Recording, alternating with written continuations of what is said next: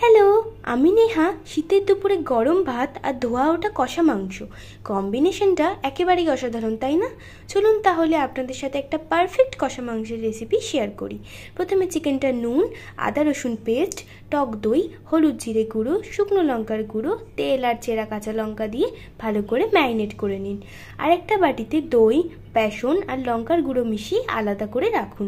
এই ম্যারিনেশনটা চিকেনের ফ্লেভার আর রং দুটোই কিন্তু বাড়াবে। এবার তেলে ফোড়ন দিয়ে পেঁয়াজ টমেটো ভেজে নিন। তারপর চিকেন দিয়ে দিন। চিকেন থেকে জল ছাড়লে ধৈর্য নিয়ে কষতে থাকুন যতক্ষণ না চিকেনটা সুন্দর একটা লালচে রং আসে।